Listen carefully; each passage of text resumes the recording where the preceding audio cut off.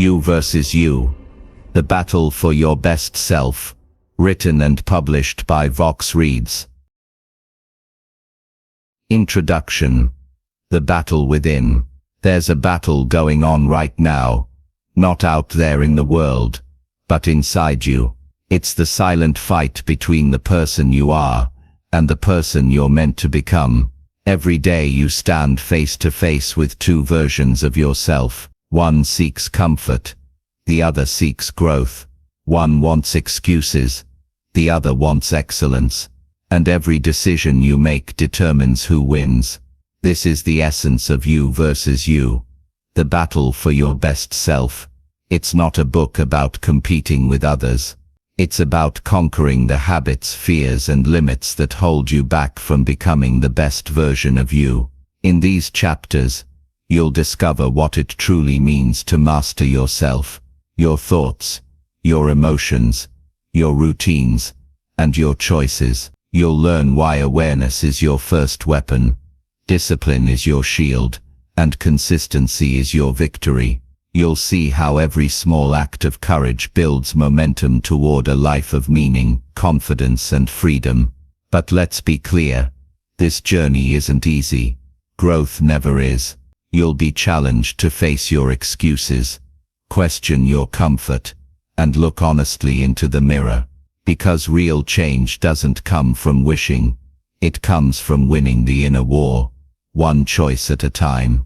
As you listen, I invite you to reflect, to pause and to act.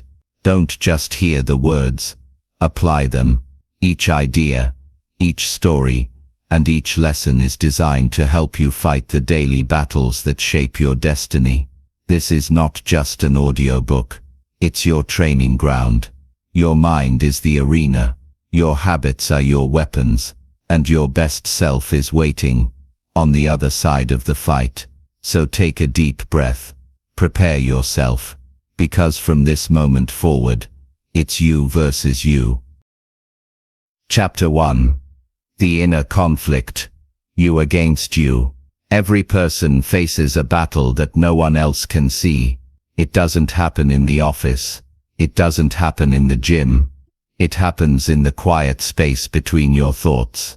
The moment you decide between doing what's easy and doing what's right. This is the inner conflict, the invisible fight between your comfort and your calling, between the version of you that wants to stay safe and the version of you that knows you were made for more. The two voices within. Every day you wake up to two voices. The first one whispers, "Stay where you are. Don't push too hard. You deserve a break." It promises safety, rest, and comfort. The second voice says, "You can do better. You're capable of more. Get up and move." It calls you to action, growth, and purpose. Both voices are yours. Both live inside you, and every day they fight for control over your choices. The truth is, this battle never completely goes away. It only changes form. As you grow, the fight evolves. The stakes get higher, but the principle remains the same. You are both the hero and the obstacle of your own story. A story of two selves. Think about a runner training for a marathon. On the first morning, the alarm rings at 5 a.m. One part of them says, "Stay in bed. You're tired." The other says, "Get up. You made a promise." That single decision to rise or to rest is the essence of the inner conflict.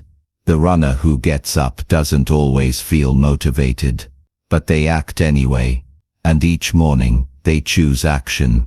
The stronger self grows. Each morning they stay in bed. The weaker self wins ground. Now multiply that by 1,000 days, 1,000 choices, 1,000 moments of hesitation or courage. That's how character is built. Not in one grand moment of transformation, but in the small daily victories that shape who you become. The enemy within. It's easy to think the world is against you. The competition, the economy, the circumstances. But often, The real resistance doesn't come from the outside. It comes from the inside. Your doubts, your fears, your excuses, they disguise themselves as logic. They sound reasonable. They say things like, "You're not ready yet," or "You'll start when things calm down." But underneath those excuses lies the same truth: fear of discomfort, fear of failure, fear of change. The inner enemy doesn't shout. It whispers. It waits for you to lower your guard, and then it convinces you to settle for less than your best. Recognizing the pattern. To win this inner battle, you must first see it clearly. You must notice the pattern of resistance that shows up when you try to grow. Think about the last time you wanted to make a change. Maybe you planned to start exercising. Maybe you wanted to build a new skill or start a business. At first you felt excited. Then suddenly you hesitated. You began to doubt. You told yourself it wasn't the right time. That hesitation, that moment of internal debate, is the battleground. Once you see it, you can prepare for it. You can expect it. And when it comes you can say, "Ah, there you are. I knew you'd show up." Awareness turns the invisible enemy into a visible opponent. And once you can see it, you can fight it. The choice point. Every day, you face what I call the choice point. It's the moment you decide whether to honor your potential or your comfort. And that choice shapes your entire day, sometimes your entire life. When you choose growth, even in small ways, you strengthen your identity as a disciplined person. When you choose comfort, you reinforce the identity of someone who avoids challenge. The mind always follows identity. Who you believe yourself to be decides how you act. So each choice is not just about the task, it's about who you are becoming. Winning small battles.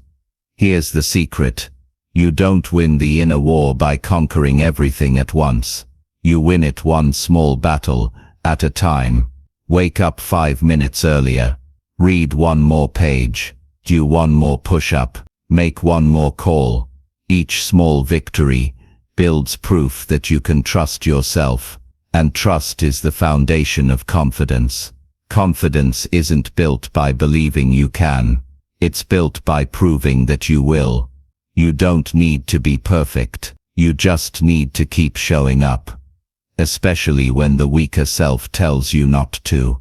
The turning point. There will come a day when you realize something powerful. The voice that used to control you no longer defines you.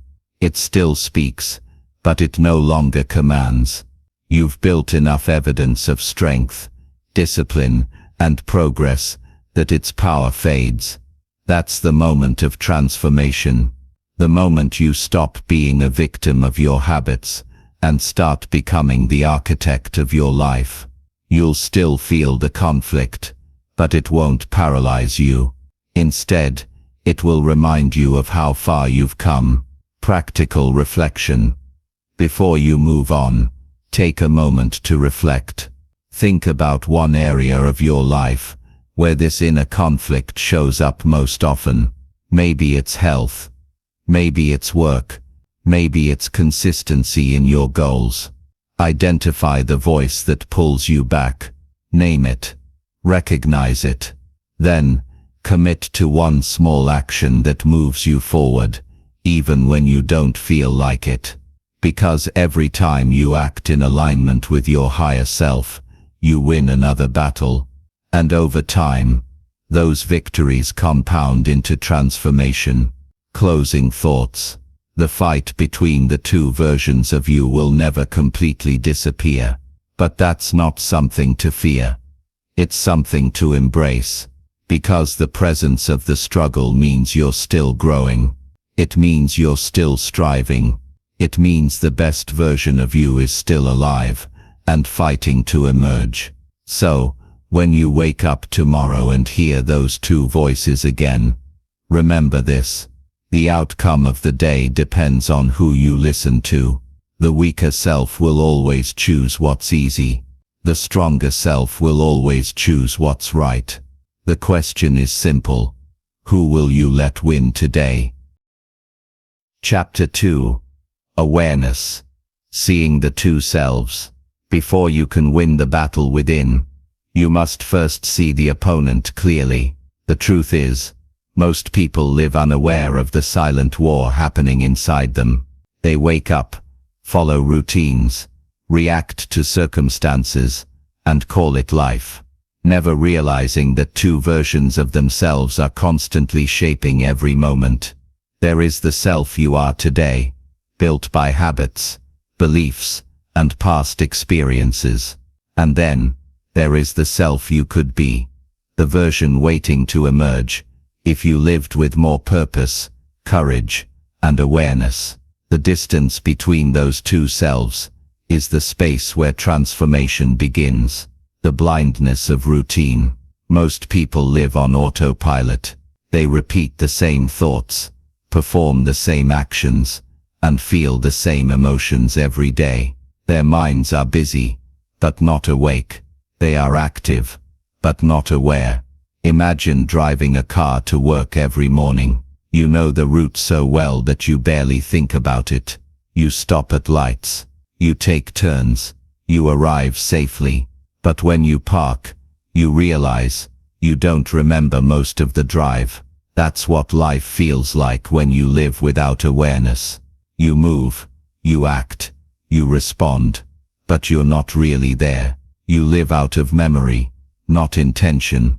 The first step toward change is to wake up from that routine. You must become a conscious observer of your own thoughts and actions. Awareness is like turning on a light in a dark room. It doesn't fix everything instantly, but it allows you to finally see what's been hidden. The two selves at work. Inside you are two selves, the comfort self and the growth self. The comfort self loves safety, predictability, and ease. It avoids risk and pain. It fears failure. It protects what's familiar, even if it no longer serves you. The growth self, on the other hand, thrives on challenge. It wants to learn, evolve, and expand. It knows that comfort is temporary, but growth is eternal. It speaks in a quiet, persistent voice, the one that says, "You can do better. Try again." Every decision you make is a vote for one of these two selves. When you procrastinate, you vote for the comfort self. When you take action despite fear, you vote for the growth self. Over time, those votes accumulate, and whichever self you feed becomes dominant. A moment of awareness. Consider this example. A man named Daniel dreamed of starting his own business. He read books, watched videos, and made plans, but every time he thought about taking action, a voice inside whispered, "You're not ready. What if you fail?" For years, he believed that voice, until one morning, while journaling, he caught himself writing the same excuse again. "I'll start next month." But this time, he paused. He looked at his words, and realized he'd written that same line for 3 years in a row. That was his moment of awareness. He saw the pattern clearly, and awareness broke the spell of hesitation. Within weeks he registered his business. Was he ready? No. But for the first time, he stopped letting the comfort self make his decisions. Awareness doesn't always make things easier, but it always makes them clearer. And clarity is the beginning of change. How awareness transforms you. When you become aware, 3 things happen. First, you separate yourself from your thoughts. You begin to see that you have thoughts, but you are not your thoughts. This allows you to question the lies you tell yourself. Thoughts like "I can't," "I'm not good enough," or "it's too late," lose their power once you realize they're just stories, not truths. Second, awareness gives you choice. When you notice your reactions, You gain a moment of power. You can choose to respond differently. You can choose to pause before reacting. You can choose the growth self over the comfort self. Third, awareness creates accountability. You can no longer pretend you don't know what's holding you back. You see the habits that sabotage you. You notice the moments you avoid discomfort. And once you see it, you can't unsee it. And that's the beginning of real responsibility. The mirror of daily life. Every situation you face reflects which self is in control. When someone criticizes you, do you defend or reflect? When an opportunity arises, do you hesitate or act? When plans fail, do you quit or adapt? Each response reveals the strength of your awareness. The more aware you are, the more control you have.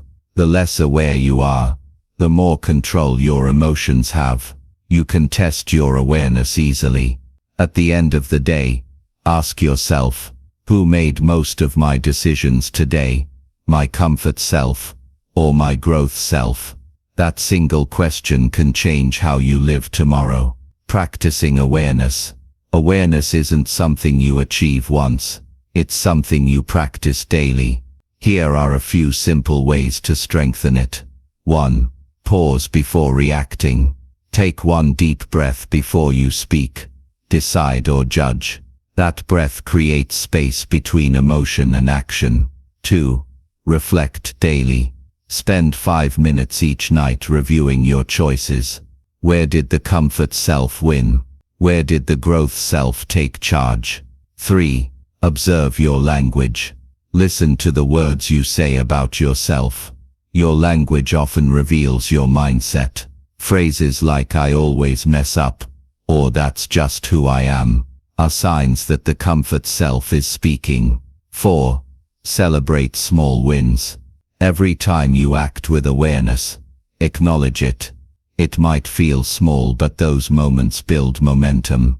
The power of seeing clearly. Awareness is not about judging yourself. It's about seeing yourself. You can't improve what you refuse to observe. And you can't change what you won't confront. When you start to live with awareness, everything shifts. You notice your thoughts. You sense your emotions. You choose your reactions. And for the first time, you stop being driven by impulse and start being guided by intention. The comfort self begins to lose power. The growth self begins to rise. And little by little your outer world changes because your inner world has awakened. Closing thoughts. The two selves inside you are not enemies forever. They are both parts of your story. The comfort self once protected you, but now, it's time for the growth self to lead you. Awareness is the bridge between who you are and who you can become. It's the moment you stop living by default and start living by design. It's the skill that turns unconscious habits into conscious power. So, as you continue this journey, stay alert. Notice your choices, catch your thoughts, and remember, awareness is not just seeing yourself, it's seeing the truth about yourself, and choosing to grow anyway. Because in the battle of you versus you, awareness is your first victory. Chapter 3. The Voice of Excuses. Silence the saboteur. There's a quiet voice that lives inside all of us. It doesn't shout. It doesn't argue. It whispers, and its whispers sound perfectly reasonable. It says things like, "You're too tired today," or "You'll start tomorrow," or "You've done enough for now." That voice is the saboteur. It doesn't want to ruin your life. It just wants to keep you safe and small. But safety is the enemy of growth, and small dreams never satisfy the soul. The nature of excuses. Excuses are clever. They wear the mask of logic. They convince you that waiting is wise, that hesitation is smart, that delay is maturity. But behind every excuse lies fear. Fear of failure. Fear of judgment. Fear of discomfort. Think about it. When you say, "I don't have time," what you often mean is, "I'm afraid to start." When you say, "I'm not ready," you usually mean, "I'm afraid to be seen trying." Excuses aren't the truth. They're the stories fear tells to keep you still. The problem is, the more you listen to that voice, the stronger it becomes. Every excuse repeated is a seed planted in the soil of procrastination. And over time, those seeds grow into habits. Habits of delay, doubt, and avoidance. The subtle power of the saboteur. The saboteur inside you doesn't appear as an enemy. It acts like a friend. It comforts you when you feel anxious. It says, "You've worked hard enough." It tells you to take a break, even when the break becomes a pattern of avoidance. It protects your ego from risk by saying, "Don't try. You might fail." It disguises fear as wisdom, and hesitation as patience, and because it sounds calm and caring, you trust it. But make no mistake, this voice is not your ally. It is the keeper of your limitations. It's the invisible force that makes sure you never see what you're truly capable of. A real-world story. Let's meet Sarah. Sarah dreamed of writing a book. She loved the idea of inspiring others with her story. But each time she sat down to write, the voice began, "You're not a writer. Who would want to read this? You don't have enough time anyway." So she stopped. She told herself she'd start when things settled down. But life never settled, and years passed. One evening, while cleaning her desk, she found her old notes. She sat in silence, reading her ideas, and realized the voice had stolen her dream. Not because it was right, but because she believed it. That night, she wrote her first page. The next night, she wrote another. And by the end of the year, she had written her book. When she shared it, people said her story changed their lives. And she realized something powerful. The voice was never trying to protect her from failure. It was protecting her from success. Recognizing the voice. To silence the saboteur, you must first recognize it. Awareness exposes its tactics. Here's how it speaks.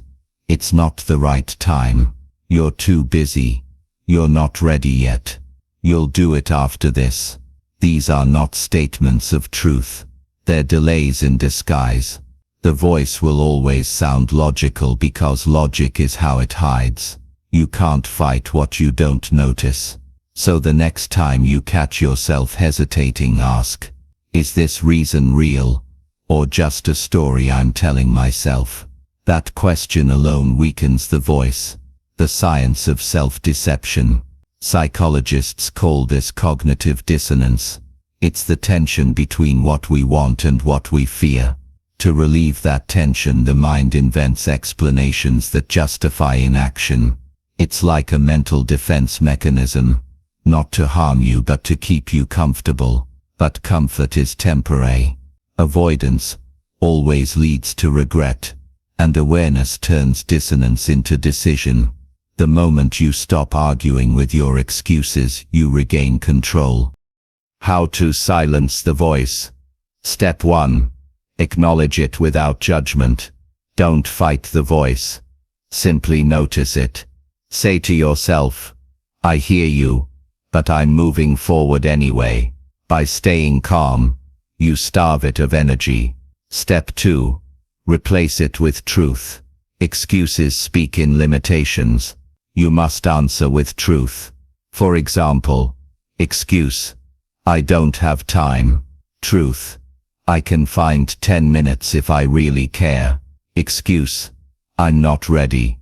Truth, "I'll never be ready if I don't start." Truth dismantles fear, because fear can't survive honesty. Step 3. Take small actions immediately. Action kills excuses faster than motivation ever will. Even one small step silences doubt. When you move, you prove the voice wrong.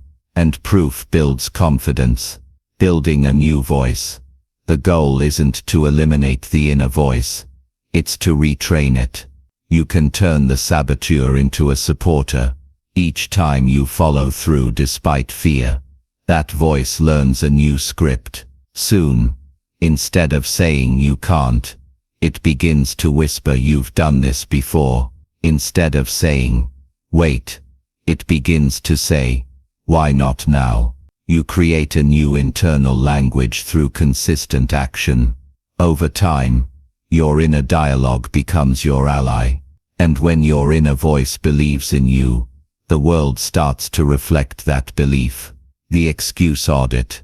Here's a simple exercise to help you grow in awareness. Take a notebook. Write down your top 3 excuses, the ones that show up most often. Maybe it's no time, no money, or not ready. Next to each, write the truth that replaces it. Be honest and specific. Then for each truth, write one small action you can take today to prove it real. For example, excuse, I don't have time. Truth, I can wake up 20 minutes earlier. Action, set the alarm 20 minutes earlier tomorrow. This simple act rewires your thinking. It moves you from talk to proof, and the saboteur loses its hold. One excuse at a time. The freedom beyond excuses. When you stop believing your excuses, you discover something beautiful. Freedom. Freedom to act. Freedom to grow. Because failure isn't what holds people back. It's hesitation. It's the endless waiting for a perfect moment that never comes. When you silence the saboteur, you stop living reactively. You begin to live intentionally. You start to build momentum, confidence and trust with yourself. Closing thoughts. The inner voice of excuses will never fully disappear, but it can lose its power. You'll still hear it whisper, but now, you'll smile and move anyway. That's the real victory. Not the absence of fear, but mastery over it. The stronger self doesn't silence the voice by force. It silences it through consistent action, one truth at a time. So the next time that voice whispers, not today, answer calmly, maybe not yesterday, but today, I move. And with that single step you prove that progress begins the moment you stop believing your own excuses. Because in this battle of you versus you, silence is not weakness, it's mastery. Chapter 4. The Discipline Divide. Comfort versus commitment. There's a moment in every person's life when they must choose between what feels good now and what will feel right later. That moment defines success or regret. It's the moment that separates the disciplined from the distracted, the committed from the comfortable. Discipline and comfort cannot live in the same space. One builds your future, the other protects your present. One demands effort, the other promises ease, and both compete for control of your life every single day. This is the discipline divide, the invisible line between comfort and commitment. Most people never cross it, but those who do, change their lives forever. The illusion of comfort. Comfort is seductive. It speaks softly, promising peace and rest. It tells you that you've done enough, that you can try again tomorrow, that no one will notice if you ease up just this once. And sometimes, it's right. Rest is good. Recovery is necessary. But comfort becomes dangerous when it becomes your home instead of your stop. You see, comfort doesn't announce its arrival as laziness. It arrives disguised as self-care, as taking it easy, as being realistic. But slowly, it steals your edge. It lowers your standards. It convinces you that good enough is good enough. Comfort is not bad. It's just incomplete. Because comfort without purpose leads to decline. The human spirit wasn't built for permanent ease. It was built for progress. The truth about discipline. Discipline is the opposite force. It doesn't whisper. It challenges. It says you said you would. Now do it. Discipline is not about punishment. It's about alignment. It's the decision to do what aligns with your vision, not your mood. It's waking up when you'd rather sleep. It's showing up when no one's watching. It's saying no to what feels good now so you can say yes to what lasts later. People often think discipline limits freedom, but the truth is, discipline creates freedom. When you master your impulses, you gain control of your destiny. When you follow through on your commitments, you build a life that others only dream about. A tale of two mornings. Let's take two people, Alex and Jordan. Both want to get fit. Both set an alarm for 6 a.m. When the alarm rings, Alex hits snooze. He says, 5 more minutes. Those 5 minutes become 30, then an hour, then guilt. Jordan, on the other hand, feels the same pull of comfort. He also wants to stay in bed, but he remembers his commitment. He gets up. He feels resistance, but he moves anyway. Over a week, there's little difference. Over a month, small progress. But over a year, the divide becomes massive. One lives in the shadow of excuses. The other walks in the light of consistency. That's how life works. Tiny choices, repeated over time, create completely different futures. The science of the divide. Discipline and comfort live in different parts of the brain. Comfort seeks dopamine, short bursts of pleasure that fade quickly. Discipline seeks fulfillment, a deeper satisfaction that builds over time. When you give in to comfort, you feel good now but worse later. When you practice discipline, you feel uncomfortable now but stronger later. The mind always takes the path of least resistance unless you train it otherwise. Discipline is that training. It's the act of teaching your brain that short-term discomfort is the price of long-term freedom. Commitment, the promise that builds character. Commitment is not motivation. Motivation is emotion. Commitment is decision. Motivation says, I feel like it. Commitment says, I'll do it anyway. Motivation fades when life gets hard. Commitment deepens. True commitment is built on promises, the ones you make to yourself and keep. When you keep those promises, even small ones, you build self-respect, and self-respect becomes the foundation of confidence. Each time you do what you said you'd do, you prove to yourself that you can be trusted, and that's what changes everything. Because the moment you trust yourself, your excuses lose power. The resistance test. There's a simple way to measure your level of discipline. Ask yourself, how do I respond when I don't feel like it? That moment, when your feelings and your goals disagree, is the true test of your growth. Most people obey their feelings. Winners obey their commitments. If you wait to feel ready, you'll never start. If you act because you've committed, you'll always make progress. Discipline isn't about perfection. It's about direction. Even a small step forward, taken in faith, is a victory over the comfort self. How to strengthen discipline. 1. Create a clear vision. Discipline without direction leads to burnout. Know what you're working toward, and why it matters. Purpose gives pain a reason. 2. Build systems, not willpower. Don't rely on emotion. Structure your environment to support your goals. Lay out your gym clothes the night before. Turn off distractions during work time. Make discipline easy to start. 3. Reward progress, not perfection. Celebrate small wins. When you acknowledge effort, your mind begins to associate discipline with pride, not punishment. 4.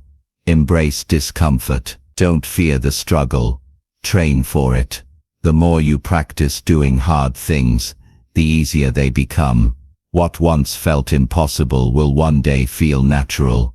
When comfort calls, There will always be moments when comfort calls your name, when your body aches, when your mind is tired, when progress feels slow and unseen. In those moments, pause and remind yourself, comfort is temporary, but commitment is legacy. No one remembers the days you rested too much, but you will always remember the days you showed up when it was hardest. A lesson from the mountain. Imagine climbing a mountain. The base is easy. The air is warm. You feel strong and excited. But halfway up, the air thins. Your legs ache. You question why you started. This is where most turn back. The few who continue discover something the others never will, a new view. From the top, the struggle makes sense. The pain becomes pride, and the climb becomes the story that defines them. That's discipline. Not the absence of struggle, but the decision to keep climbing. Closing thoughts. The battle between comfort and commitment never ends. It's not a one-time choice. It's a daily decision. But each day you choose discipline, the divide narrows. Each time you honor your word, your identity strengthens. Discipline is the art of choosing your future over your feelings. It's proof that your goals matter more than your moods. And when you master that, you stop living by chance and start living by choice. So tomorrow, when you wake up and the voice of comfort whispers, rest a little longer, remember this: commitment is not about how you feel, it's about who you've decided to become. Because the greatest freedom in life is not found in comfort, it's found in the strength to stay committed when comfort calls. Chapter 5. The Power of Standards. Living above average. Every person lives by a set of standards. Spoken or unspoken, they define how we act, what we accept, and what we expect from ourselves. But here's the truth. Most people don't fail because they aim too high and miss. They fail because they aim too low and hit. Standards determine the altitude of your life. If you want to rise above average, you must first raise what you demand of yourself. Because success doesn't start with goals. It starts with standards. The hidden power of standards. A standard is not just a rule. It's a declaration of identity. It says, this is who I am. This is what I do. This is what I will never tolerate. Most people think success comes from massive effort, but often it comes from quiet consistency built on personal standards. A standard for how you work. A standard for how you speak. A standard for how you treat people, even when no one is watching. When your standards rise, everything else follows. You begin to dress, speak, think, and act in alignment with a higher version of yourself.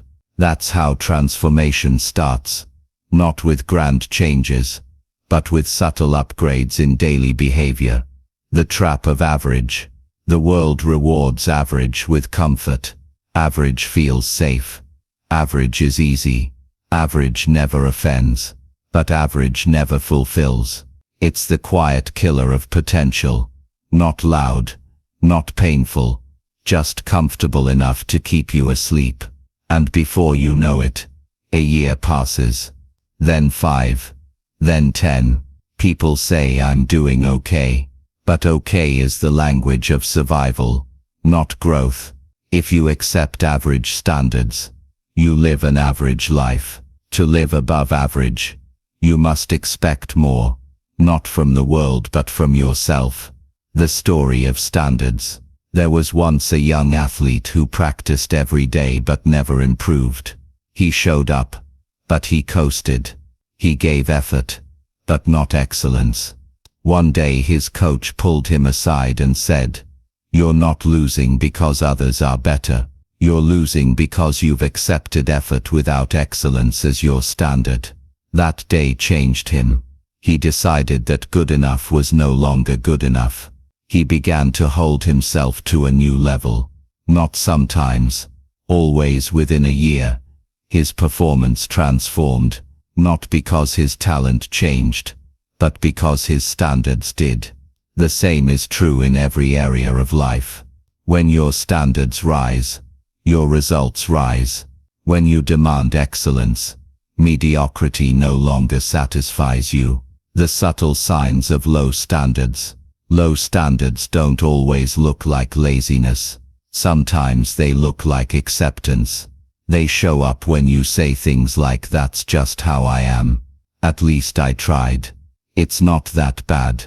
These phrases sound harmless, but they quietly build walls around your potential. They keep you comfortable, predictable, and average. The key to growth is noticing these moments and asking yourself, is this my best, or just my habit? Because once you see a low standard, you can raise it. And once you raise it, you can't go back. The discipline of high standards. High standards require discipline. They demand follow-through when you're tired. They ask you to do your best work even when no one will notice. Discipline doesn't mean perfection. It means you care enough to keep your word to yourself. It means you do what's right, not what's convenient. You don't need to raise every standard at once. Start with one: your time, your health, your communication, or your craft. Commit to showing up just one level higher than before. Small adjustments compound into massive results. Environment and expectation. Look at the people around you. Do they challenge your standards or comfort your excuses? Average people normalize average effort. They'll say, "Relax. It's fine." But excellence is never found in environments that reward fine. When you surround yourself with people who live by high standards, you rise naturally. They won't let you stay small. Their presence becomes a mirror, reminding you of who you can be. So protect your environment. Choose peers who reflect your desired level, not your current one. Because your standards are contagious, and so are theirs. Turning standards into identity. Raising standards isn't about doing more. It's about becoming more. It's not a to-do list.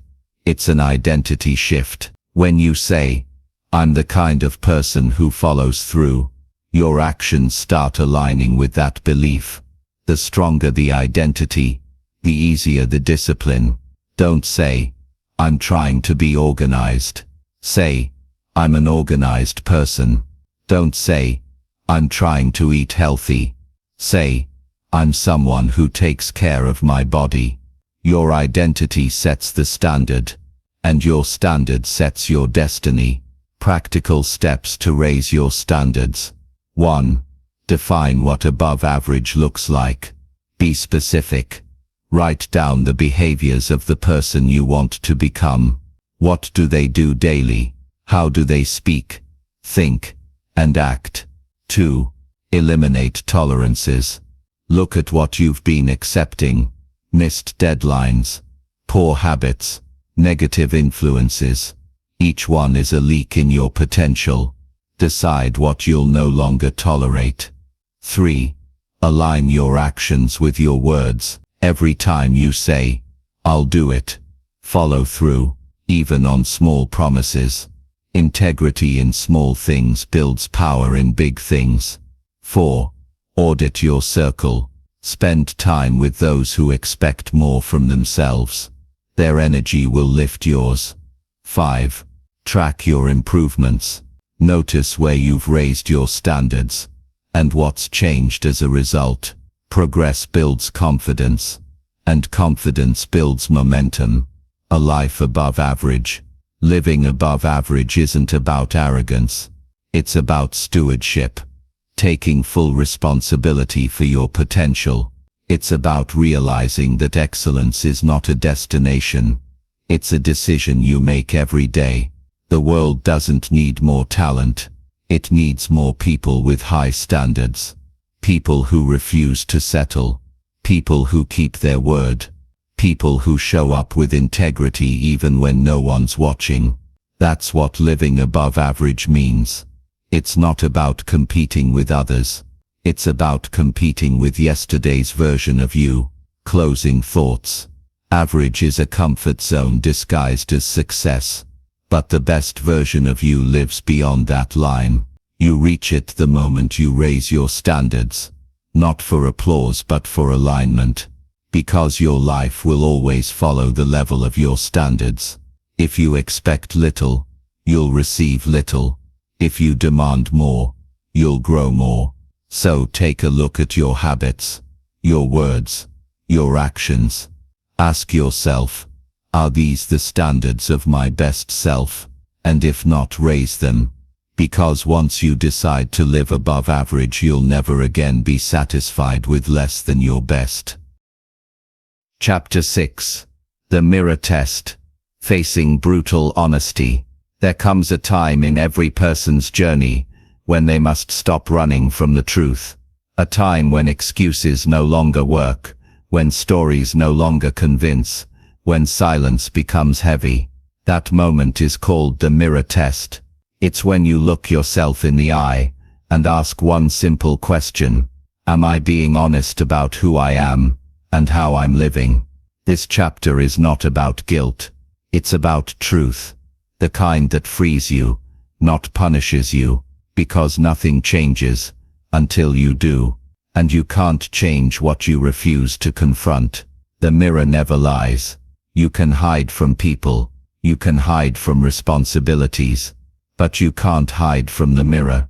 The reflection always tells the truth, even when you wish it didn't. The mirror doesn't care about your image. It doesn't care about your excuses. It simply reflects what is. In life, the mirror isn't just glass. It's your results, your health, your relationships, your finances, your habits. All of them reflect your inner world. They tell the truth about what you've been doing and what you haven't. If you don't like what you see, that's not failure. That's feedback. It's your life saying, something needs your attention. The fear of honesty. Why do so many people avoid self-reflection? Because honesty hurts. It exposes the gap between who you are and who you said you would be. It reminds you of the promises you've broken to yourself. But here's the paradox, that pain is the beginning of freedom, because the truth, as uncomfortable as it feels, is the only thing that can set you free. Pretending feels easier in the short term. You can distract yourself, rationalize, blame circumstances, but denial builds chains. Honesty breaks them. When you look in the mirror and finally say, "This is on me," you take back your power, because the moment you own your reality, you gain the authority to change it. A story of brutal honesty. There was a man named David who spent years saying he wanted to get in shape. Every New Year's Eve, he made the same resolution, and every January, he quit after 2 weeks.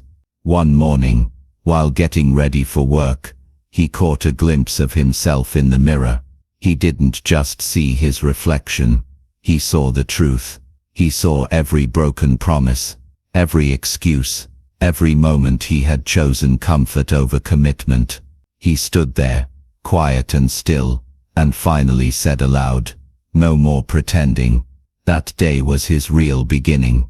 Not the first time he joined a gym, not the first time he read a book on motivation, but the first time he stopped lying to himself. Within a year, David lost the weight, but more importantly, he gained his integrity back. Because the mirror test isn't about appearance, it's about alignment. It's about becoming someone you can respect again. The layers of self-deception. We lie to ourselves in subtle ways, not to deceive, but to protect. We say things like, "I'm fine," when we're not, or "I'm doing my best," when we know we're coasting, or "I don't care that much," when deep down we do. These lies feel harmless, but they quietly drain our strength, because every time you avoid the truth, you distance yourself from growth. The mind can't heal what it refuses to face. Self-deception is like fog. It blurs your direction, slows your progress, and keeps you wandering in circles. But the moment you bring in honesty, clarity returns. You see where you stand, and more importantly, where you need to go. The power of radical self-reflection. Facing yourself doesn't require judgment.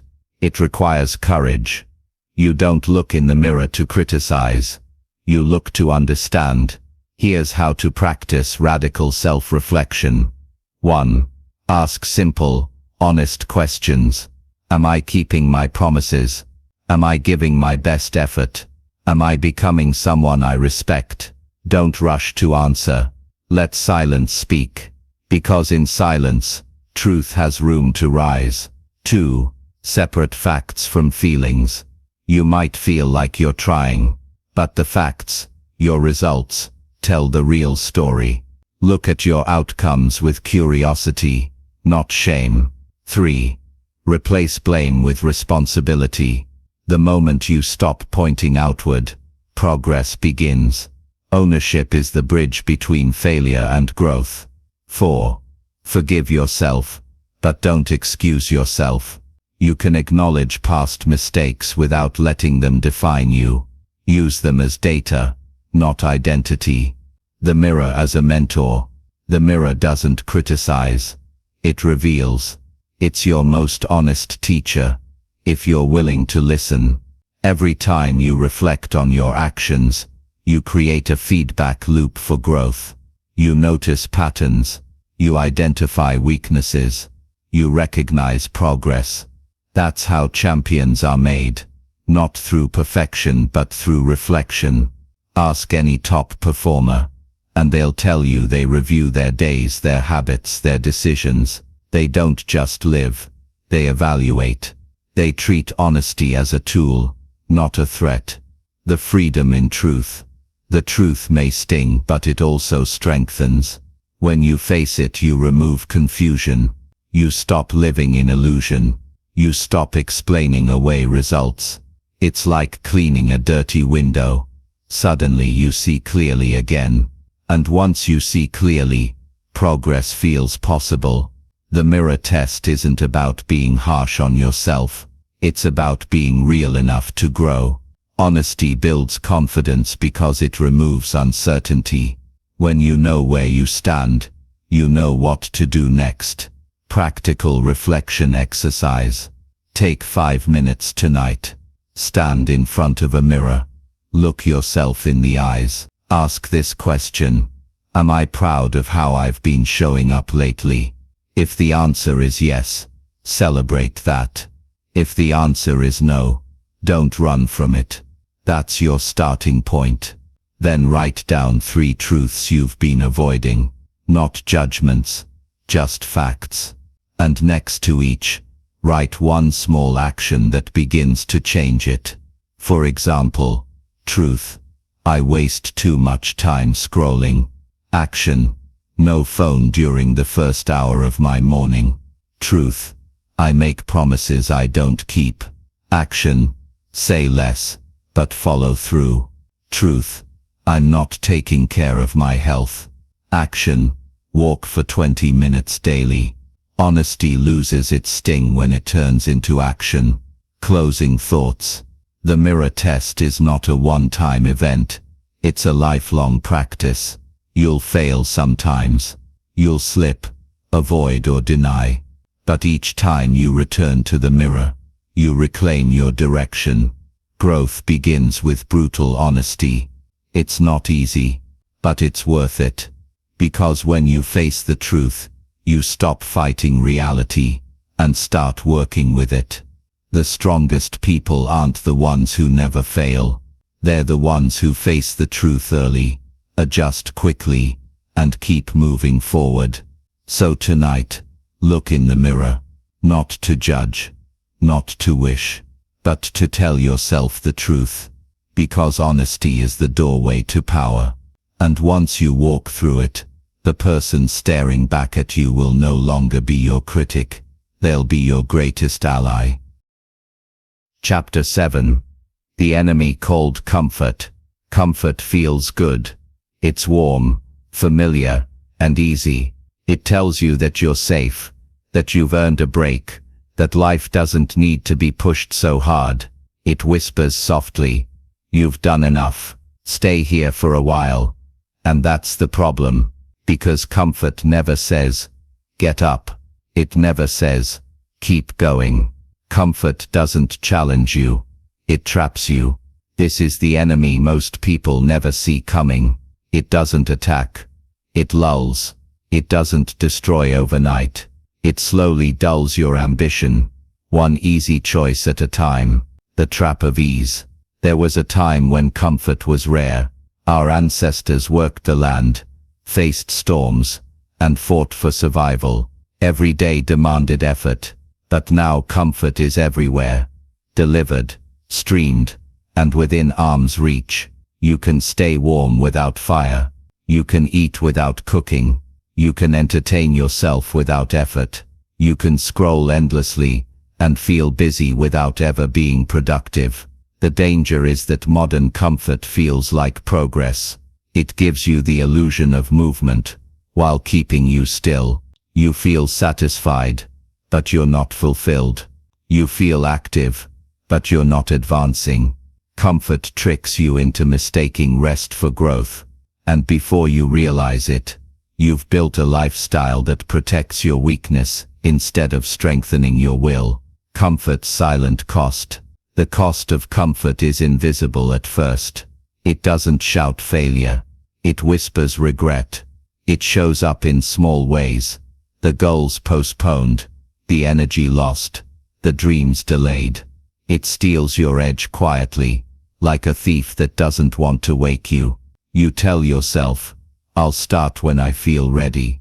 But readiness never comes, because the more comfortable you become, the harder discomfort feels. Every dream demands discomfort. Growth always asks for something: time, energy, focus, or effort. Comfort demands nothing, but takes everything in return. It robs you of hunger, and hunger is the soul of achievement. A story about comfort. There was a young man named Leo, who wanted to start a business. He had the ideas, the passion, and the time, but he also had a comfortable job, one that paid just enough to keep him content. Every evening, he told himself he'd start working on his business after dinner. But after dinner came the couch, and the couch came with a show, and the show came with another episode. Days turned into months, and each night he said the same thing: tomorrow.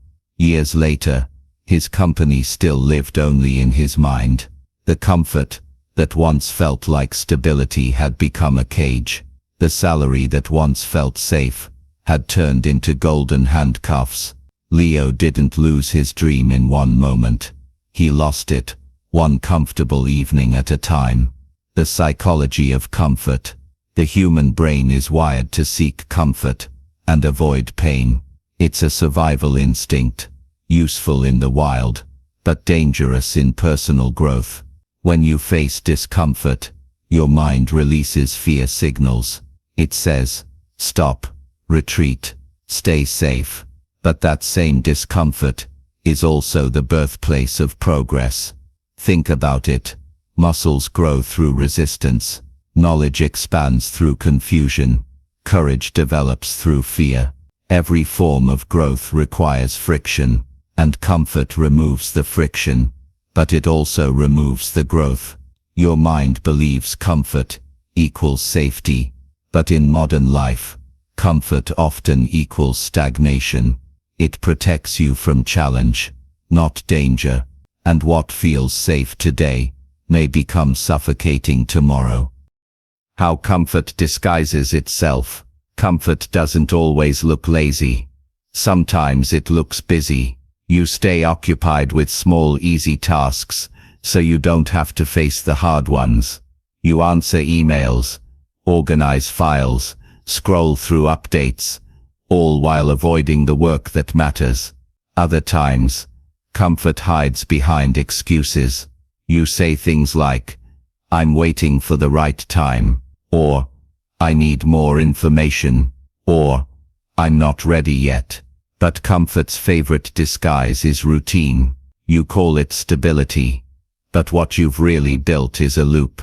The same week, repeated endlessly, disguised as progress. The opposite of comfort is not pain, it's growth. Many people think the opposite of comfort is struggle or suffering, but the truth is, the opposite of comfort is growth. Discomfort is simply the signal that growth is happening. It's the gym for your soul, resistance that builds resilience. When you step into discomfort intentionally, you take control of your evolution. You're no longer running from the storm. You're using it to fly higher. That's why high achievers seek discomfort. They don't love pain. They love progress. They understand that every challenge carries a lesson, and every stretch expands their capacity. How to escape the comfort trap. 1. Do one uncomfortable thing daily. Start small. Take a cold shower. Speak up in a meeting. Wake up earlier than you want to. Each act of discomfort trains your brain to stop running from challenge. 2. Question your routines. Ask yourself, does this routine make me better, or just keep me comfortable? Routines are powerful when they serve progress, but dangerous when they serve avoidance. 3. Redefine comfort. Let growth become your new comfort zone. Find peace in effort, satisfaction in progress, and pride in persistence. 4. Set friction goals. Don't only set goals for achievement. Set goals for difficulty. Ask yourself, what can I do this week that scares me a little? Fear is a sign you're growing, not failing. The reward beyond comfort. When you escape the comfort zone, something incredible happens.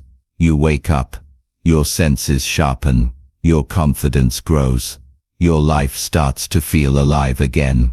Progress gives energy that comfort never can, because growth produces meaning, and meaning outlasts pleasure. You start to crave challenge, not comfort. You start to look forward to the work, not the rest, because you realize that every step outside your comfort zone moves you closer to the person you were meant to become. Closing thoughts. Comfort is not your friend.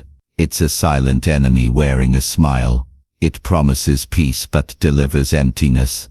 It tells you you're fine when you were born for more. So don't make comfort your goal. Make growth your home.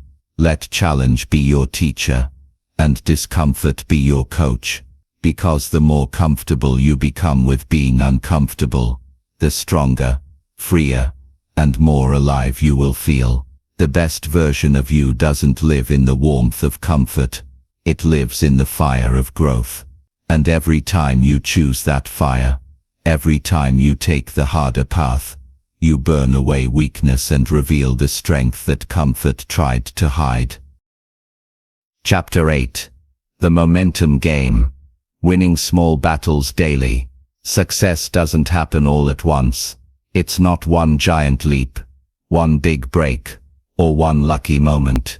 It's a collection of small deliberate actions, repeated over time, that create unstoppable momentum. Momentum is the quiet force behind every success story. It's what turns discipline into habit, and effort into excellence. And the secret to momentum is simple.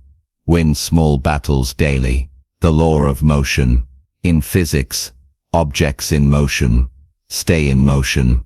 In life, the same rule applies. Once you start moving toward your goals, even slowly, you generate energy, and that energy begins to carry you forward. But the opposite is also true. When you stop, it becomes harder to start again. That's why so many people never regain lost progress. They break the chain. They lose rhythm. And without rhythm, life starts to feel heavy. Momentum makes effort feel lighter. It turns discipline into flow. It takes the friction out of consistency. The hardest part is the beginning. That first push. But once you're in motion, something powerful happens. You stop forcing yourself, and you start becoming yourself. The small battle principle. The reason most people quit is because they aim too big too soon.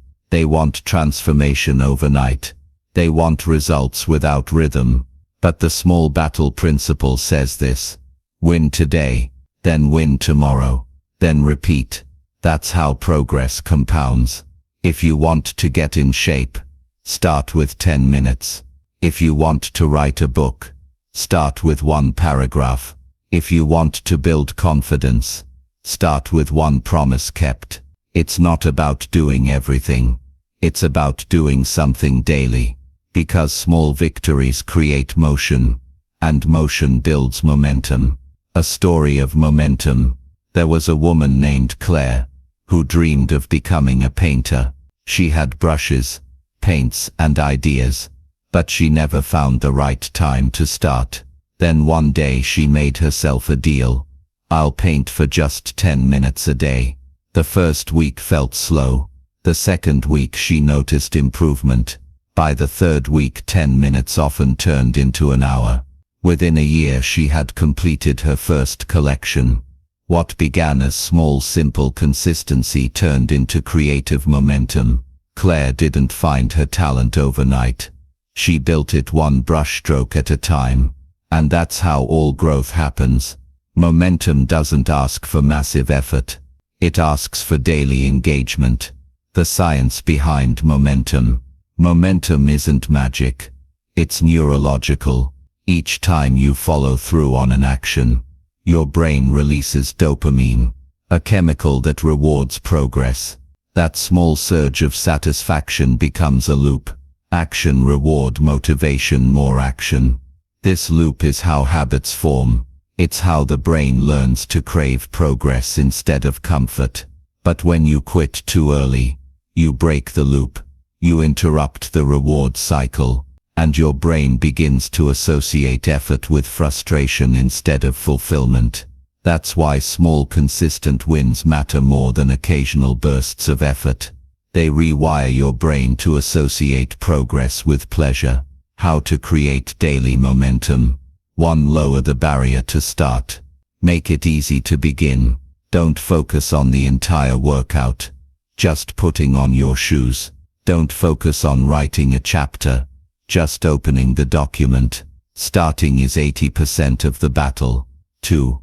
Focus on streaks, not perfection. Missed 1 day. Don't miss 2. Momentum isn't lost in a single slip. It's lost in the surrender that follows it. Protect your streak. 3. Track your wins. Write down what you complete each day. No matter how small, progress you can see becomes progress you can sustain. 4. Reward effort, not outcome. Results take time. Momentum grows from the satisfaction of showing up. Celebrate the action itself. 5. Use mornings as momentum triggers. How you start your day sets your tone. Begin with 1 small intentional victory. Making your bed, journaling, exercising, and the rest of your day will follow that rhythm. The enemies of momentum. Momentum is fragile. It needs protection. And its enemies are familiar. Distraction steals focus before you start. Doubt makes you question the value of small steps. Delay convinces you there's more time. Later, each one breaks the flow. Each one resets your rhythm. But awareness defeats them. When you see the trap, you can step over it. The compound effect. Momentum compounds like interest. Each small win adds to your confidence account. The more you deposit, the stronger you feel. At first, progress is invisible. You may wonder if it's working, but keep going. Because momentum has a hidden curve, like a flywheel.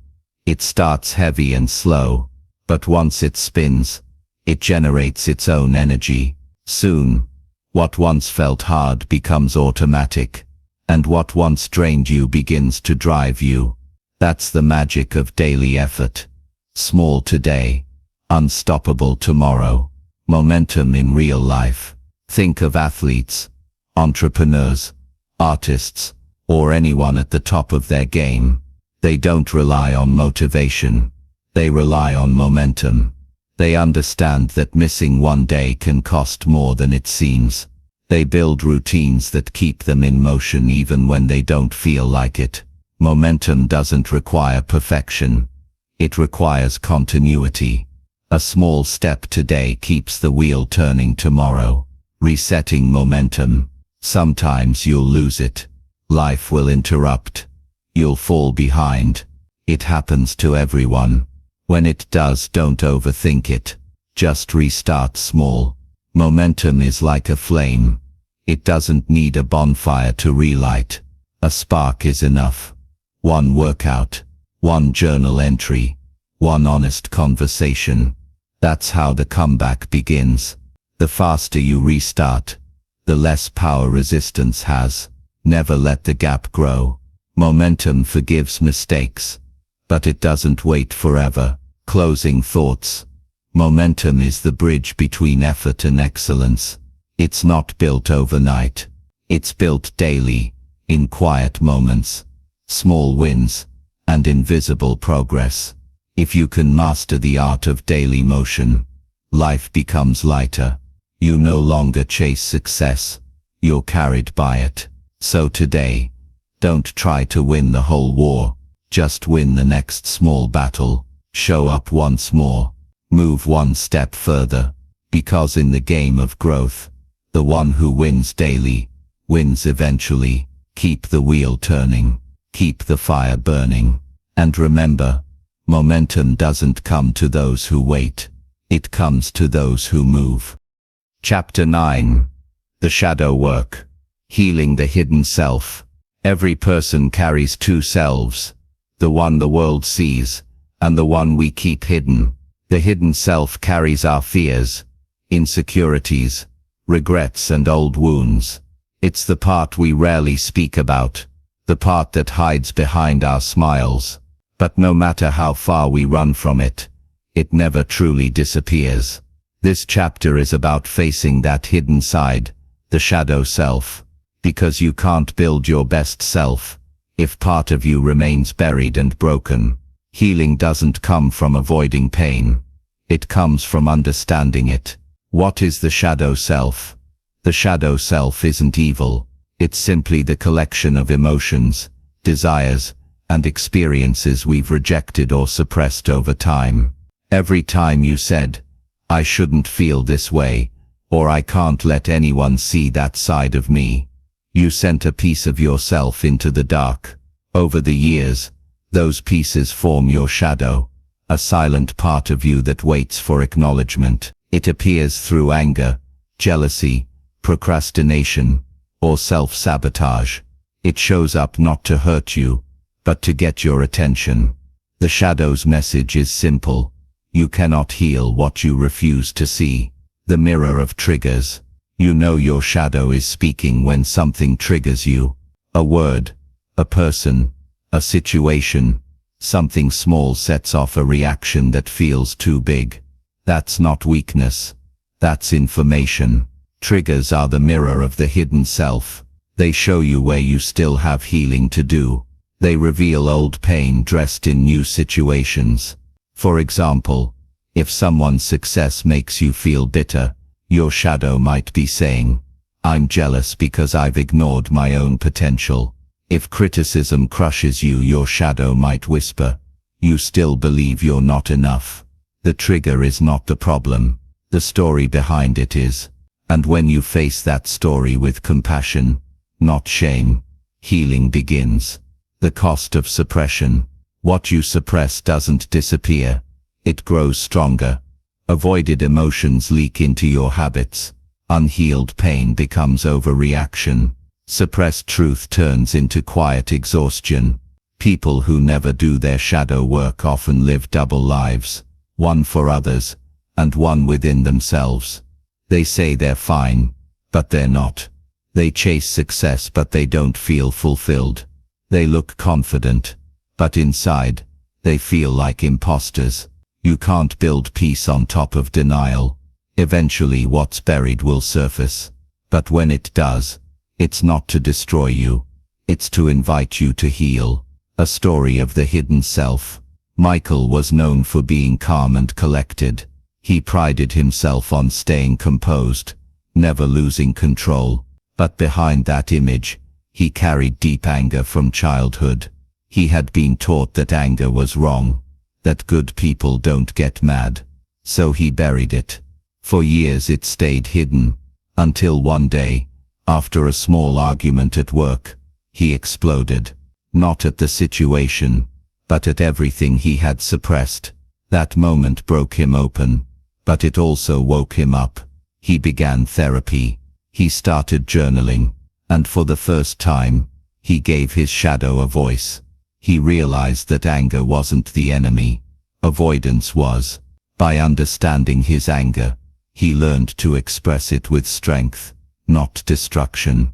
He became more patient, not less, because the parts we accept stop controlling us.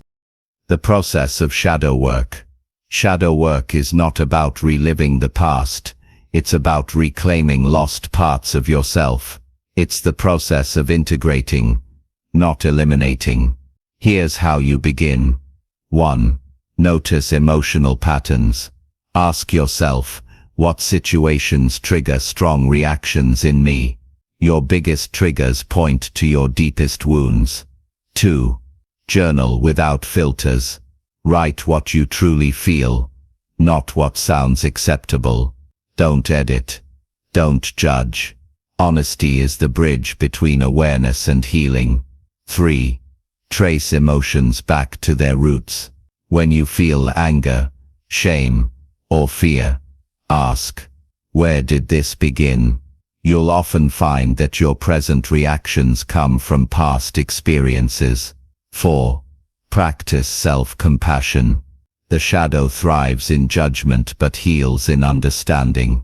Treat your hidden self the way you'd treat a scared child, with kindness, not criticism. 5. Integrate. Don't erase. You can't destroy the shadow, and you shouldn't try to. Its purpose is to show you where love and acceptance are still missing. When you face it, it becomes your ally. The gift of the shadow. Your shadow holds more than pain. It holds power. Hidden within it are the traits you've suppressed. Creativity, confidence, courage, authenticity. When you reclaim those pieces, you become whole. Many people think healing is about becoming better. It's not. Healing is about becoming real. It's about meeting every part of yourself, the light, the dark, the strong, the scared, and saying, all of you belongs here. When you stop hiding, you stop fighting yourself, and peace begins. Facing the darkness without fear. The deeper you go into your shadow, the brighter your light becomes. It's not easy work. It's emotional, uncomfortable, sometimes painful. But the goal isn't perfection. It's integration. You can't step fully into your power while rejecting half of who you are. The light needs the dark for contrast. Courage needs fear to exist. Growth needs pain to have meaning. When you embrace the totality of who you are, you stop living fragmented. You become grounded, balanced, and authentic. And authenticity is freedom. Practical reflection. Tonight, find a quiet space. Close your eyes and take a few deep breaths. Ask yourself, what part of me have I been avoiding? Maybe it's guilt. Maybe it's resentment. Maybe it's grief. Don't try to fix it. Just notice it. Give it a voice. Say to yourself, I see you. I'm listening. That's how healing begins. Not through force but through awareness and compassion. Closing thoughts. The shadow self is not your enemy. It's your unhealed teacher. It carries the lessons you've avoided, and the strength you've forgotten. To heal the hidden self is to make peace with your humanity. To accept your flaws without letting them define you. to see your pain not as punishment but as preparation. The work is not easy, but it's sacred, because once you meet your shadow you meet your truth, and once you heal your hidden self, you stop fighting who you are, and start becoming who you were meant to be. So look inward, turn toward the darkness with courage, because deep within your shadow lies your greatest light. Chapter 10. The Discipline of the Mind. The greatest battlefield you will ever face is not in the world around you. It's in your own mind. Your thoughts shape your emotions shape your actions, and your actions shape your destiny. If you want to change your life, you must first take control of the space between your ears. That is where every victory or defeat begins. The mind is powerful, but it is also unruly. Left unchecked, it can become your worst enemy, replaying fears, magnifying doubts, and convincing you that you're not capable of more. But when you master your mind, you master everything. The nature of the undisciplined mind. The undisciplined mind wanders. It drifts wherever emotion or impulse takes it. One moment it's hopeful, the next it's anxious. One day it's focused, the next it's lost in distraction. The undisciplined mind feeds on noise, endless scrolling, constant entertainment, shallow stimulation. It wants to feel busy without being productive. It chases comfort instead of clarity, and over time, that chaos becomes normal. You wake up tired, you feel overwhelmed for no clear reason. You struggle to focus, not because you lack potential, but because your attention is scattered. A wandering mind is like a wild horse, strong but uncontrollable. It has power, but no direction. Discipline is the act of taking the reins and steering it toward purpose. The power of mental discipline. Mental discipline is not about suppressing thoughts. It's about training them. It's teaching your mind to serve you, not sabotage you. When you discipline your mind, you gain 3 priceless abilities. 1. Focus. You learn to direct your attention where it matters most. You stop being pulled by distractions, and start being guided by intention. 2. Emotional control. You stop reacting to every feeling as if it's truth. You learn to respond with clarity instead of impulse. 3. Resilience. You face challenges without losing balance. Your thoughts become a source of strength, not stress. With a disciplined mind you can walk through chaos and remain calm. You can face uncertainty and still move forward with purpose. The inner dialogue. Every person lives with an inner voice, a constant stream of thoughts and commentary. That voice can either lift you or limit you. The key to mental discipline is learning to manage that voice. Listen closely to how you speak to yourself. When you fail, do you say I'm useless or I'm learning? When you face fear, do you say I can't do this, or I'll do this even if I'm afraid? Your inner language shapes your outer reality. The mind believes what you repeat, and repetition becomes identity. To master your mind you must master your words, especially the silent ones. A story of mental control. There was a soldier named Adam who survived a brutal battle. After returning home he couldn't escape the memories. Every loud noise made him flinch. Every shadow felt like a threat. His mind had become his prison. One day his mentor told him, "You survived the war, but now you must win the one inside your head." Adam began practicing mindfulness. At first it was painful. He had to sit with thoughts he wanted to avoid. But slowly he learned to observe them without fear. He realized that thoughts are like clouds. They come, they pass, and they don't define the sky. The sky is always clear behind them. That sky is your awareness, the part of you that watches without judgment. In time, Adam reclaimed his peace. He didn't erase his memories. He learned to rise above them. That's the power of a disciplined mind. It doesn't silence the storm, it stands steady within it.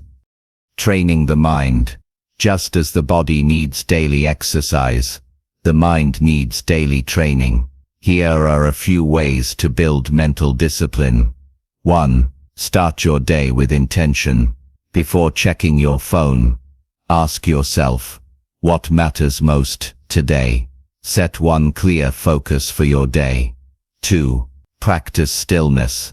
Take a few minutes each day to sit quietly. No music, no screens. Just breathe and observe your thoughts without reacting. Stillness strengthens control. 3. Guard your attention. Not everything deserves your focus. Be selective with what you watch, read, and listen to. Your mind becomes what you feed it. 4. Replace negative patterns. When you catch a destructive thought, replace it with truth. I can't do this becomes I'll learn how. I'm failing becomes I'm improving. 5. Reflect daily. At night, ask yourself, did my mind serve me today, or sabotage me? Awareness is the first step toward mastery. The discipline of perspective. A disciplined mind doesn't deny problems. It reframes them. When challenges arise, it asks, what is this teaching me? Instead of, why is this happening to me? That shift changes everything. Perspective is power. Two people can face the same obstacle. One sees defeat, the other sees growth. The difference is mindset. When your mind is disciplined, you stop labeling everything as good or bad. You simply see it as part of your training. Every difficulty becomes an opportunity to strengthen your character. The battle of distraction. The greatest threat to mental discipline today isn't hardship. It's distraction. Endless notifications. Constant noise. The mind rarely gets silence long enough to think deeply. But great thinkers, creators and leaders all share one skill, the ability to focus. They build their lives around deep concentration, not shallow multitasking.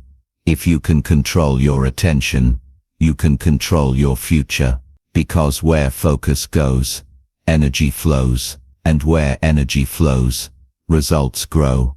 Protect your attention like your most valuable asset, because it is the reward of a disciplined mind.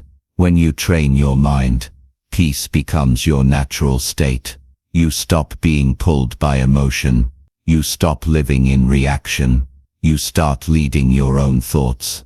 You can enter chaos without losing clarity. You can face criticism without breaking confidence. You can fail without losing faith. That is true freedom, not the absence of struggle, but the ability to remain centered through it. Practical reflection. Take 5 minutes today to check in with your thoughts. Ask yourself, what am I thinking about most often? Are these thoughts helping me or holding me back? Then write down one thought you want to replace. Repeat the new thought out loud 3 times. Do it daily.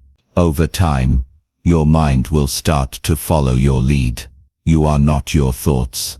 You are the thinker, and the thinker has the power to choose. Closing thoughts. The discipline of the mind is the foundation of all growth. It's the quiet strength behind every achievement. Because once you control your thoughts, you control your direction. Your future doesn't depend on circumstances. It depends on focus. The world may change, people may doubt you, and challenges may come. But if your mind is disciplined, you'll always find your way through. So train it, challenge it, direct it with purpose. Because a disciplined mind doesn't just think differently, it creates differently. And when your mind becomes your ally instead of your adversary, nothing outside you can stop what's already been won within you. Chapter 11. The Power of Purpose. Fight for meaning. There comes a point in life when success alone stops being enough. You can have comfort, money, or recognition, yet still feel an emptiness that whispers, there must be more. That whisper is not weakness. It's your soul asking for purpose. Purpose is the force that gives life direction. It's the reason you wake up in the morning with energy instead of exhaustion. It's what turns struggle into significance and effort into fulfillment. Without it, even the greatest achievements feel hollow. When you find your why, every how becomes possible. The need for meaning. Every person is searching for meaning. Even if they don't say it out loud, you can see it in the student trying to find their path. You can see it in the worker who feels lost in routine. You can see it in the achiever who reaches the top and still feels unsatisfied. It's not enough to live from day to day. You must live for something. Without a clear purpose, you drift. You follow trends. You chase other people's dreams. But when you have purpose, you anchor your life in meaning. You stop running from pressure, and you start using it as fuel. A story of purpose. There was once a teacher named Amelia. For years, she taught at a small school, but she felt unfulfilled. The routine drained her, and the spark she once had was fading. One day, she stayed late to help a struggling student. They talked for hours, not about grades, but about life. A week later, that student wrote her a note that said, "You made me believe I could be more." That note changed everything. Amelia realized her purpose wasn't just to teach lessons. It was to inspire belief. From that moment, her energy returned. The work didn't change, but she did. Because purpose doesn't always require a new path. Sometimes, it just requires a new perspective. The difference between goals and purpose. Goals are what you want to achieve. Purpose is why you want to achieve it. Goals can be checked off. Purpose can't, because it's bigger than you. Goals will motivate you when things go right. Purpose will sustain you when things go wrong. When you live by goals alone, you succeed temporarily.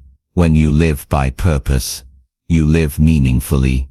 You no longer need constant motivation, because meaning becomes your engine. Why purpose matters. Purpose gives pain a reason. When life gets hard, and it will, purpose reminds you that the struggle is not in vain. It turns suffering into strength. It gives every challenge a deeper context. Without purpose, pain feels pointless. With purpose, pain becomes powerful. Purpose is what allows a parent to sacrifice for their child. It's what drives the artist to keep creating even when no one's watching. It's what makes ordinary people do extraordinary things. When you fight for meaning, you become unstoppable. Not because it's easy, but because it's worth it. How to discover your purpose. Purpose is not something you find once and for all. It's something you uncover layer by layer, as you grow and evolve. But here are some ways to begin the journey. 1. Look at what moves you. What makes you feel alive, inspired or deeply connected. Those emotions point toward purpose. 2. Identify what breaks your heart. Purpose often hides in pain. The things that anger or sadden you are clues to the change you were meant to make. 3. Reflect on what comes naturally. Your gifts are not accidents. The things you do with ease were designed to serve a need. 4. Ask yourself, who benefits when I show up? Purpose is rarely about self. It's about service. Meaning multiplies when your work helps others. 5. Write your purpose statement. Keep it simple. I exist to inspire growth. I'm here to create beauty. I want to bring hope to others. The clearer your why, the stronger your will. The struggle for purpose. Finding meaning is not a one-time decision. It's a constant fight. There will be days when you question it, days when you doubt whether your efforts matter. That's when you must remember, purpose is not about ease, it's about endurance. Purpose doesn't promise comfort. It promises fulfillment. It asks for sacrifice. It demands growth. It calls you to rise when excuses seem justified. When you live with purpose, you trade temporary pleasure for lasting peace. And while that's not always easy, it's always worth it. Living with purpose daily. 1. Start your day with why. Before rushing into tasks, remind yourself why they matter. Purpose turns routine into ritual. 2. Align your work with meaning. Even ordinary tasks can carry purpose when connected to a bigger goal. You're not just showing up. You're building something that matters. 3. Let purpose guide your choices. When faced with decisions, ask, does this align with my mission? If it doesn't, let it go. Clarity gives strength. 4. Measure fulfillment, not applause. Don't chase recognition. Chase contribution. The applause fades. Impact remains. The power of purpose in hard times. Purpose shines brightest in the dark. When life feels heavy, purpose keeps you moving. When progress feels slow, purpose keeps you patient. When doubt creeps in, purpose reminds you of the mission behind the struggle. It's the light that cuts through confusion. It's the anchor that keeps you grounded when emotions pull you in every direction. People who know their why don't crumble under pressure. They convert pressure into power. A simple reflection exercise. Take a moment to think about the times you felt most alive. What were you doing? Who were you helping? What values were you expressing? Write it down. Then ask yourself, how can I bring more of that into my life right now? Purpose doesn't always require a new beginning. Sometimes it simply asks for alignment between your actions and your heart. Closing thoughts. Purpose gives life meaning beyond comfort, beyond success, beyond survival. It's the invisible force that transforms routine into calling and struggle into story. Without purpose, you live by reaction. With purpose, you live by design. Your purpose doesn't have to be grand. It just has to be true. True to who you are. True to what you value. True to what you were born to give. So fight for meaning. Because when you live with purpose, life stops being something that happens to you, and becomes something that happens through you. And that, more than anything else, is the real victory in the battle of you versus you. Chapter 12. The Law of Consistency. Win the long game. Success doesn't belong to the fastest. It belongs to the one who keeps moving. Not the one who shines briefly, but the one who stays the course when the excitement fades. Consistency is the bridge between intention and accomplishment. It's not glamorous. It's not dramatic, but it's powerful. Because in the long game of life, consistency always outperforms intensity. You don't have to do everything perfectly. You just have to do it repeatedly. Over time, small, steady actions create extraordinary results. The truth about progress. Most people start strong but fade fast. They get excited about change, make plans, and take massive action. For a while, then motivation slips, distractions appear, and the dream slowly dissolves. The truth is, motivation may start the journey, but consistency finishes it. Because motivation is a feeling, and feelings are fragile. Consistency is a decision, and decisions can be strengthened through discipline. Real progress doesn't happen in bursts. It happens in patterns. Not in how hard you work once, but in how often you show up. A story of the long game. There was a writer named Thomas, who dreamed of publishing a novel. For years, he talked about it, but never began. He was waiting for inspiration, for the right time. One morning, He decided to start with something small, 500 words a day. No more, no less. At first it felt insignificant. Some days, he wrote half-heartedly, but he kept the streak alive. A year later, he had written over 180,000 words. That's 3 novels, all from a small daily habit that once felt trivial. When asked how he did it, Thomas said, "I stopped chasing motivation and started respecting consistency." That's the law of the long game. Small, faithful effort beats occasional greatness every time. Why consistency is so powerful? Consistency builds trust, not just with others, but with yourself. Every time you keep your word, your self-belief grows stronger. Every time you follow through, your identity shifts toward discipline. That's why consistency creates confidence. Confidence doesn't come from success. It comes from proof. And proof comes from doing what you said you'd do again and again, even when no one's watching. Consistency is not just an action. It's a message to yourself that says, "I can be counted on." The science of repetition. The human brain thrives on repetition. Neural pathways strengthen each time you repeat a behavior. What feels hard at first becomes easier through consistency. That's why habits are more powerful than goals. A goal gives direction. A habit gives momentum. Think of brushing your teeth. You don't debate whether to do it. It's automatic. That's what consistency does. It removes decision fatigue. It turns discipline into default. When your actions become habits, success becomes inevitable. Consistency versus perfection. They think missing one day means they've failed. But perfection kills progress. Consistency forgives mistakes. The goal isn't to be flawless. It's to be faithful. If you miss a day, start again tomorrow. Don't let one broken link become a broken chain. Success doesn't require you to be perfect every day. It requires you to be persistent most days. Perfection says, do everything right or don't do it at all.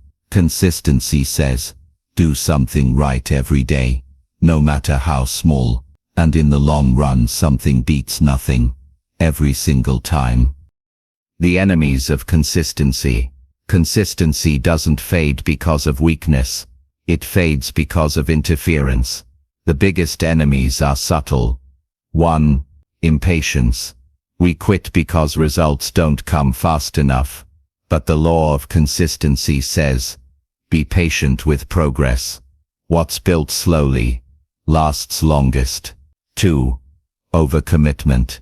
Doing too much too soon burns you out. Sustainable progress is built through pacing, not pressure. 3. Emotional dependency.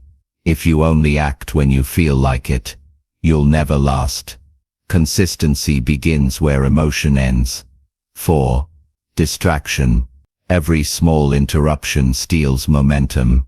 Guard your focus like your future depends on it, because it does. Building unbreakable consistency. 1. Set non-negotiables. Decide which actions are essential, then treat them like breathing. No excuses, no debate. 2. Shrink the goal, not the standard. If you can't do an hour, do 10 minutes. If you can't run 5 miles, walk 1. The goal can shrink, the commitment cannot. 3. Track your streaks. Visual progress fuels psychological momentum. Each day you stay consistent becomes a reason not to quit tomorrow. 4. Create accountability. Tell someone your goals or document your journey publicly. Accountability strengthens commitment. 5. Focus on identity, not outcomes. Don't just do consistent things, become a consistent person. Identity makes habits stick. The momentum of compounding. Consistency is like compound interest. Small investments, repeated daily, produce exponential returns. The gym session you almost skipped. The page you almost didn't write. The honest conversation you almost avoided. Each one feels small in the moment. But over time they stack up, building character, results and momentum. You might not notice progress day to day, but give it months, or years, and others will ask, "How did you do it?" And you'll smile, knowing the truth. One day at a time. A life built on consistency. Every legend, every leader, every master was once an amateur, who refused to quit. They learned that greatness is not found in bursts of brilliance. It's found in daily effort. A tree doesn't grow because of one storm or one season. It grows because it endures every day, through sun, wind and rain. That's the power of consistency, quiet persistence that builds strength over time. So stop chasing motivation. Stop waiting for inspiration. Start showing up. Because the more you show up, the more progress will start showing up too. Closing thoughts. The law of consistency is simple but profound. What you do daily matters more than what you do occasionally. Your habits today are shaping your future tomorrow. Every action is a seed, and every seed, given time, grows. You don't need speed. You need steadiness. You don't need perfection. You need persistence. Because the long game doesn't reward those who start the fastest. It rewards those who never stop. So commit to the process. Honor the routine. Keep the promise. And one day when you look back, you'll realize that success didn't come from one big decision. It came from 1,000 small ones kept with consistency. That's how you win the long game. That's how you win. You versus you. Chapter 13. The Rebirth. Becoming the new you. There comes a moment in every person's life when they realize they can't go back, not to old habits, not to old thinking, not to the old version of themselves. That moment is called rebirth. It's not dramatic. It doesn't always happen with fireworks or applause. Sometimes, it begins in silence. The quiet realization that the person you've been is no longer enough for the life you desire. Rebirth is not about becoming someone else. It's about becoming who you were always meant to be. The moment of awakening. Rebirth begins the moment you say, "Enough. Enough of waiting. Enough of doubting. Enough of carrying stories that no longer serve you." That single decision marks the turning point. Not because the world changes, but because you do. You stop looking backward for permission, and start looking inward for power. It's the moment you understand that the old version of you, the one built on excuses, fear, or comfort, must die for the new one to rise. And that process, though painful, is sacred. Because before transformation comes truth. Before rebirth comes release. The death of the old self. Growth requires loss. You can't hold on to the old and expect to reach the new. But letting go is rarely easy. You'll have to shed old habits. You'll have to release identities that once made you feel safe. You'll even have to say goodbye to the version of yourself that everyone else got comfortable with. The old self will fight to survive. It will whisper, "You've changed." It will try to pull you back to comfort, to the familiar, to the predictable. But remember this, change is not betrayal. It's evolution. You're not abandoning who you were. You're honoring who you're becoming. A story of rebirth. Daniel had spent most of his life chasing approval. He worked hard, achieved success and looked confident from the outside. But deep down he was exhausted. He was living everyone's version of success but his own. One morning, he looked at himself in the mirror and realized he didn't recognize the person staring back.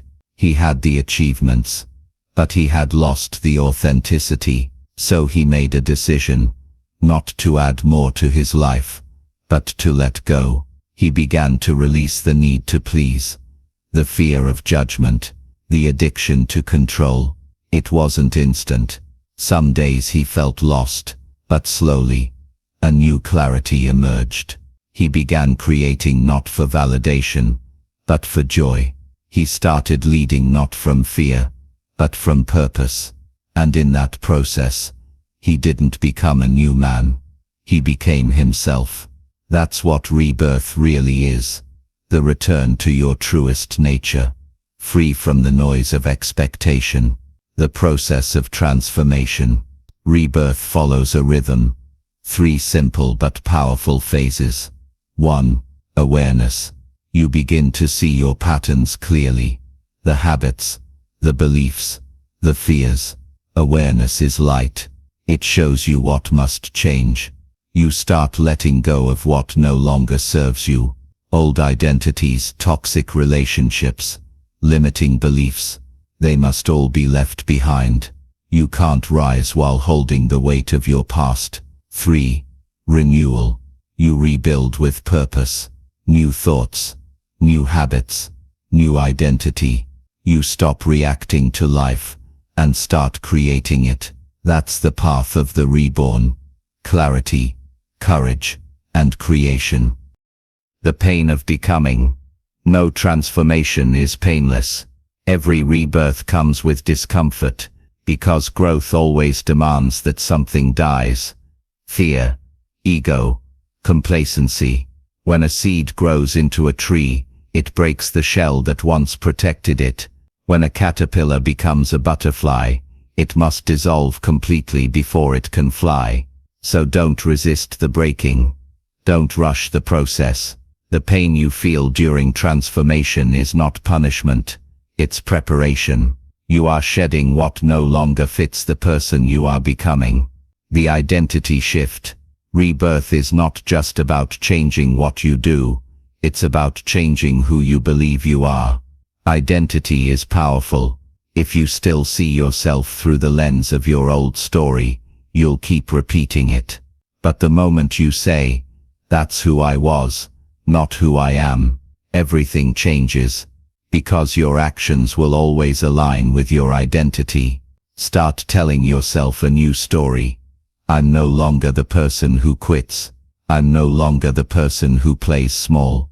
I'm becoming the kind of person who follows through, who leads, who creates. You don't fake the new identity. You build it one decision at a time. How to rebuild the new you. 1. Redefine your standards. Ask yourself, what does the best version of me tolerate? What does it expect? Then start living by those answers today. 2. Create new rituals. Your habits are the foundation of your rebirth. Replace mindless routines with mindful practices. Reading, journaling, exercising, reflecting. 3. Protect your environment. Not everyone will understand your transformation. Some will resist it, because your growth reminds them of their stagnation. That's okay. Let them. Your rebirth is not a group project. 4. Practice self-forgiveness. You can't step into your future while holding shame from your past. Forgive yourself for what you didn't know, for what you didn't do, and for who you once were. That forgiveness is your freedom. 5. Commit to patience. Becoming the new you takes time. Don't compare your chapter 1 to someone else's chapter 20. Progress is personal, and every step forward is sacred. The power of alignment. When you rebuild yourself from the inside out, something shifts. Your goals begin to align with your values. Your words match your actions. Your peace matches your purpose. You stop chasing happiness and start living in harmony. And that alignment, that feeling of being at peace with who you are and what you're doing, becomes the greatest reward of all. You no longer need to prove anything. You just live with authenticity. That's the true definition of success. To wake up each morning proud of who you are becoming. A reflection for renewal. Take a moment right now. Close your eyes. Breathe deeply. Ask yourself, what am I ready to release? Who am I ready to become? Write it down. Say it out loud. Then take one small action that aligns with your new identity today. That's how rebirth begins, not in grand gestures, but in quiet decisions that build momentum. Closing thoughts. Rebirth is not a single event. It's a way of living. It's the daily act of dying to who you were so you can rise as who you're meant to be. It's courage. It's surrender. It's faith in your own becoming. The old you had to struggle, so the new you could soar. And the challenges that once broke you were actually building you. So step into your new life with pride. Let go of what was. Honor what is. And embrace what's next. Because the person you're becoming, stronger, wiser, freer, is already waiting on the other side of fear. That's the beauty of the journey. You don't find the new you create it. Conclusion. The victory within. Every journey leads here, to this quiet realization. The battle was never against the world, or circumstance, or luck. It was always you versus you. Every challenge, every setback, every doubt was never meant to destroy you, but to develop you. And now, after everything, you see the truth. The greatest victory you will ever experience is not the one others can see. It's the one that happens within. The inner victory. Victory within is not about trophies, applause, or recognition. It's about peace. The peace of knowing you didn't quit. The pride of knowing you faced your fears. The strength of knowing you became the person you once doubted you could be. It's waking up and realizing you no longer need validation, because you trust yourself now. You've proven, through consistent effort and honest reflection, that you can rise, rebuild, and renew, no matter what comes your way. That is true success. Mastery of self. The external world will always shift, but the person who commands their inner world will never be shaken. The journey you took. Think back for a moment. You began this journey unaware of the two selves within you, the one that wanted comfort, and the one that wanted growth. You've learned to recognize the voice of excuses, and silence the saboteur. You've faced the discipline divide, raised your standards, stood before the mirror of honesty, and made peace with your shadow. You've fought against comfort. You've built momentum through small wins. You've healed your hidden self, trained your mind, found your purpose, and learned to stay consistent through the storms. And finally, you were reborn, not as someone new, but as someone true. Every lesson was preparing you for this moment. The moment you realized the real opponent was never life, never luck, never anyone else. It was always you, your habits, your fears, your doubts, your limits. And now, you've learned to lead them instead of being led by them. What victory really means. Victory doesn't mean life will be perfect. It means you're no longer at war with yourself. It means your actions match your values. Your choices reflect your vision. Your peace no longer depends on external conditions. The victory within is quiet, but powerful. It's the calm confidence that says, I'm becoming who I was meant to be. And the beautiful part is, this isn't the end. It's a beginning. Because victory is not a finish line. It's a way of living. Every day you wake up with integrity, discipline, and purpose, you win again. A reflection for the road ahead. Pause and reflect. Ask yourself, who have I become through this journey? What battles have I won inside myself? And how can I live each day as the best version of me? Write those answers down. They are not just thoughts. They are reminders of how far you've come. When life gets heavy again, and it will, read them. They'll remind you that you've already fought tougher battles and won. the ongoing battle. Remember this. The journey of self-mastery never ends. There will always be new challenges, new seasons, new layers to grow through. But the difference now is you're equipped. You've learned that discipline outlasts emotion, that consistency outperforms talent, that purpose gives pain meaning, and that awareness transforms every struggle into strength. You don't need to be fearless. You just need to keep showing up with faith. The final lesson. The victory within is not about defeating your weaker self once. It's about choosing your stronger self daily. Every time you say yes to growth and no to excuses, you win again. Every time you act in alignment with your higher self, the world within becomes stronger. True power is quiet. True confidence is humble. True success is internal. So walk forward not with arrogance, but with peace. Not with pride, but with gratitude. Because you've learned to win the only battle that truly matters. The one between who you were and who you are becoming. Closing words. As this journey closes, remember this truth. You were never meant to live small. You were never meant to stay the same. You were meant to evolve, to rise, to struggle, to overcome, to create.